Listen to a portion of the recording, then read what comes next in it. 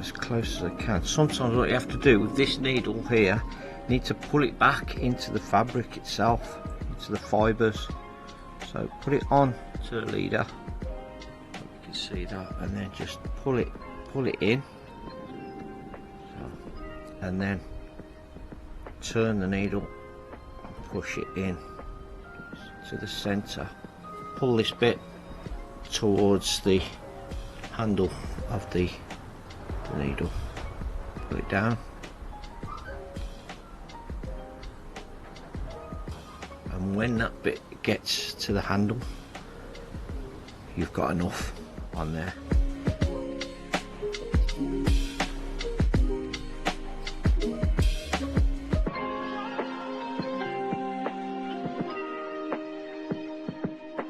And then push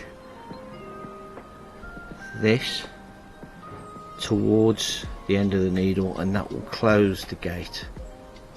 There we go. You see that gate now has trapped that little bit of leader. Now we can just continue to push the material, and you'll find that that there will pop into this. So just pull it on. There we go.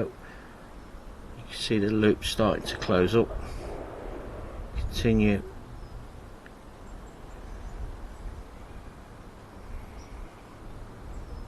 See that comes.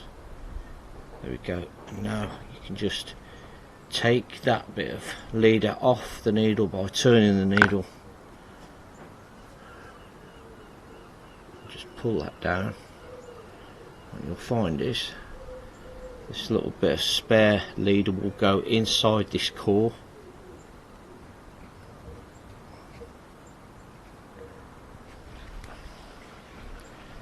Like so. You can see there I've got a loop of around, no, it's probably about 8mm diameter, that, so nice big loop. If you've got a little bit of leader left over there, some people actually singe that with a lighter.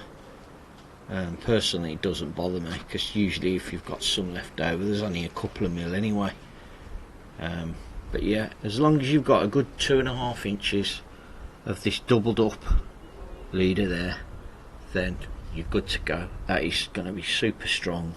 Like I said earlier, all these fibres all contracted down and tightened around that central core there, making it super strong. So really neat, superb. So if you haven't given it a go already, guys, give it a whiz, and you'll find that once you've done a couple of these, you'll be addicted to doing your own.